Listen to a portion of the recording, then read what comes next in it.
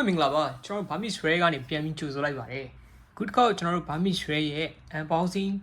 episode အတွက်မှာထားတဲ့ပစ္စည်းလေးရောက်လာပြီပေါ့နော်ဆိုတော့ဒီပစ္စည်းလေးကို unboxing မလုပ်ခင်ကျွန်တော်အရင်ဆုံး Burmese Ray ဆိုတာဘာလဲပြပြပေးပါနော်ဟုတ်ကဲ့ကျွန်တော်တို့ Burmese Ray ဆိုတာကတော့ဘောလုံးသမားတွေညီပြတွေအမှတ်တရလက်မှတ်ရေးထိုးထားတဲ့ဂျာစီတွေ T-shirt တွေအုတ်ထုပ်တွေစာအုပ်တွေဖက်နက်တွေစတဲ့ပစ္စည်းတွေကိုရောင်းချပြီးနေတဲ့ဝန်ဆောင်မှုတစ်ခုပဲဖြစ်ပါတယ် Okay အဲ့တော့ဆိုရင်ကျွန်တော်တို့ unboxing လုပ်လိုက်ရအောင်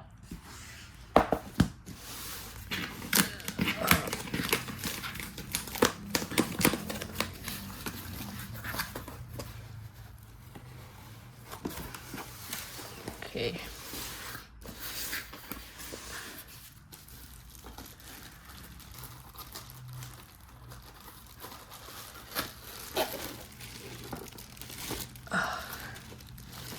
ခေါင်းပါနော်ကျွန်တော်တို့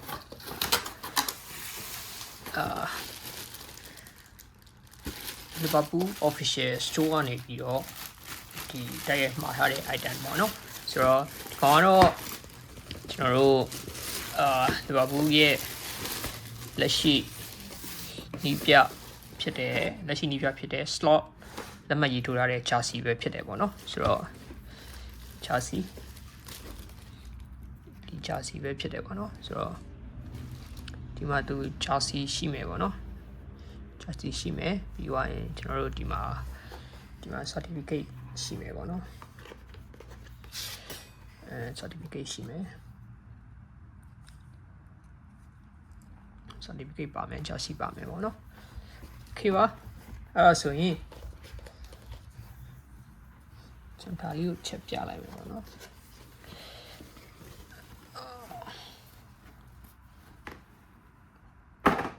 မျိုးပေါ့နော်ဒါတော့ကျွန်တော် Liverpool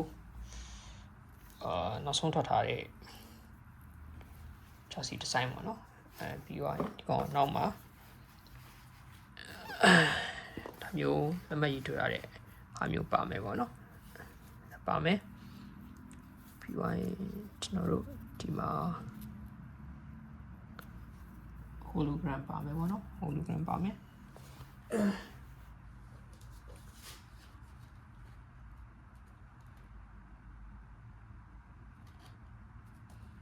ဒီ hologram နံပါတ်2ခုက